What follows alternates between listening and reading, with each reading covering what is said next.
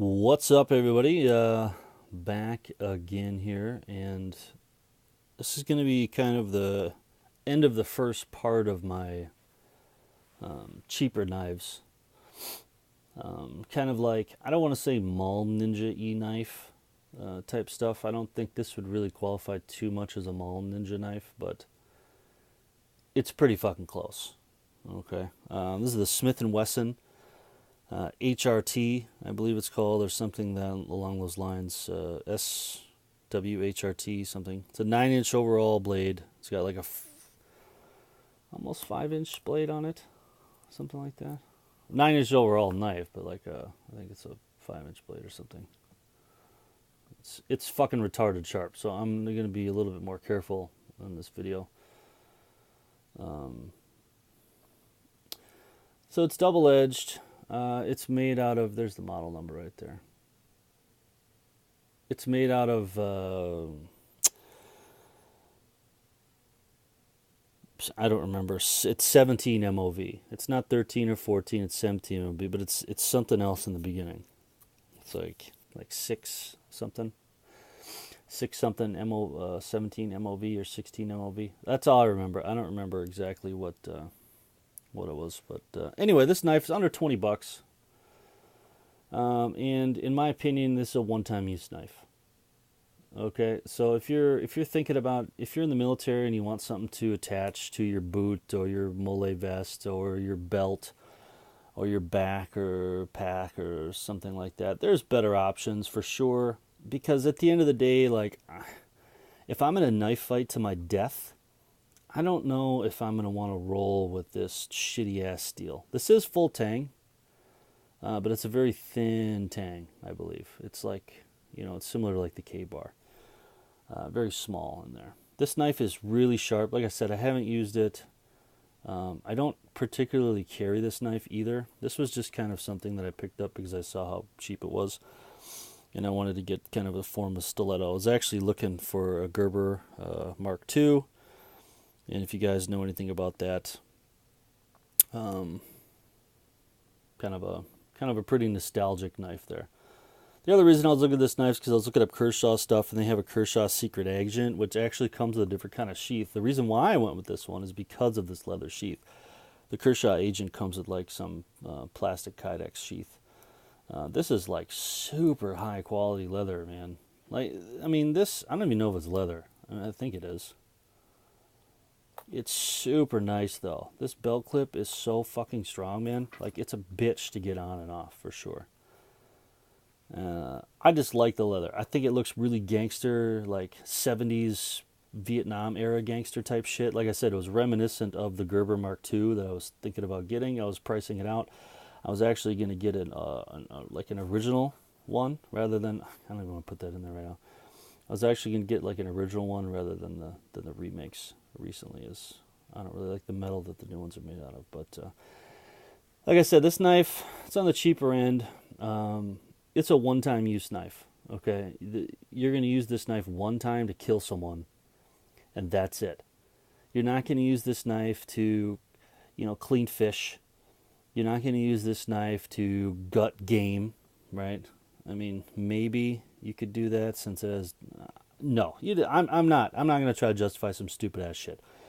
This knife is made for one reason and one reason only, and that's to kill someone. That's it. It's its only fucking purpose, dude. Like, you're going to use this knife one time, bam, you're going to slam it into somebody's ribs or whatever the case may be, and that's it.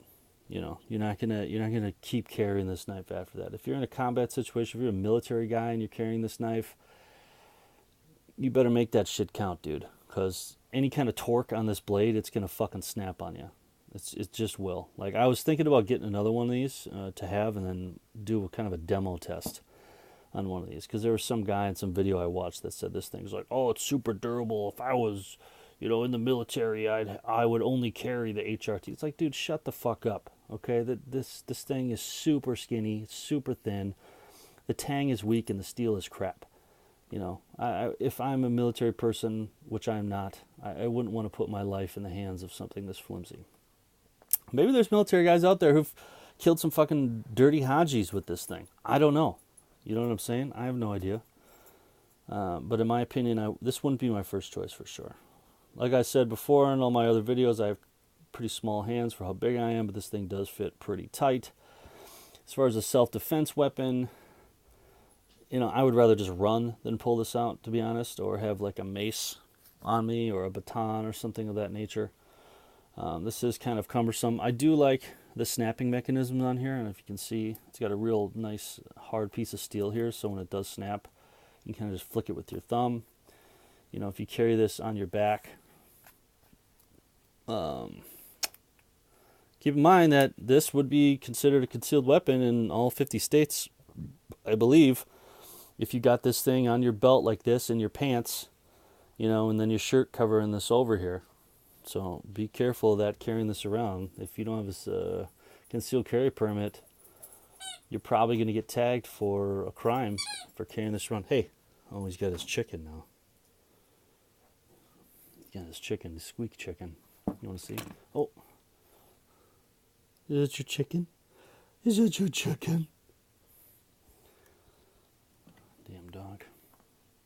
So keep that in mind regarding conceal and carry laws in your state, dude. Okay, so, and like a lot of states too view this as an illegal weapon because it's a dirk or a dagger, a double-sided knife.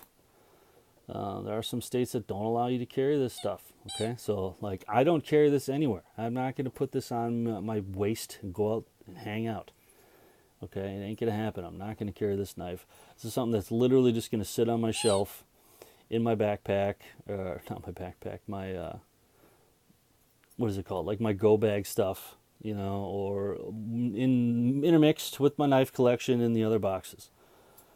Again, I don't recommend carry this outside of law enforcement or military. I wouldn't carry this knife. You're asking for trouble with this fucking thing. Because, like, honestly, if you're watching knife reviews on YouTube, you're probably not the kind of guy who's going to carry this knife outside of military or law enforcement.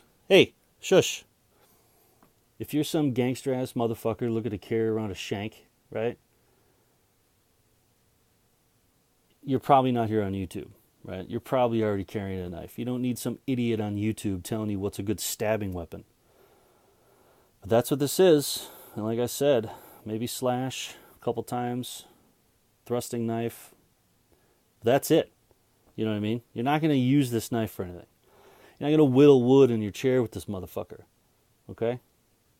Don't buy this knife. And I'm not talking shit about Smith & Wesson. It is great for, I guess, what it's for, right? Law enforcement, military, I don't think EMT, whatever. It's a boot knife. It's a stabbing weapon. It's a weapon in that sense. It's not a pocket knife. If a cop sees you with this thing, you have it on your hip, even if it's fully exposed, even if this knife blade length is legal in your state to carry at almost 5 inches, you're still gonna get shit, dude. This isn't a single-edged Bowie knife. You understand? This isn't an antlered, handled fucking knife from Legends of the Fall that was passed down for generations. You understand? This isn't a Healy Norge knife, right? This is a straight up fucking $20 shank and ditch knife to stab a motherfucker with. And police know that. They're not fucking stupid, okay? So you're asking for trouble carrying this bullshit around with you. Don't buy it for that reason. If you're law enforcement or active military and you want to have an extra backup weapon in your boot or something like that, sure, fucking go for it, dude. But there are other options out there for sure. And you're going to have a lot better steel to choose from. Your price point's going to be much higher, a lot higher. Upwards of, hundreds of dollars higher. But, I mean, we're talking about your life here. You know what I mean? It's like when you buy a bulletproof vest, you buy one that's fucking $65 or one that's $650. It's your life here. So how much is your life worth, I guess? Mall ninjas need not apply. Like I said, this is borderline mall ninja, although if you're carrying this around at the mall concealed, you're a fucking dick, okay? Because you're only there to get in some shit. And I guarantee the guy who has this thing concealed on him at the mall, who's watching demo reviews of these fucking knives, is a punk bitch. And he'd get socked the fuck up or shot before he could even take this thing out anyways.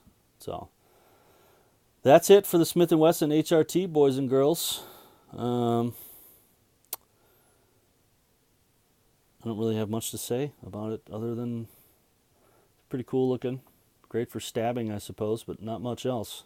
The sheath is fucking fantastic. If anything, buy it for the sheath. So that's going to be it here for Eyes in Reality knife reviews. And it a must-have on this thing. I give it probably a 4. Maybe a 3. You don't fucking need this thing. Love you guys. Peace.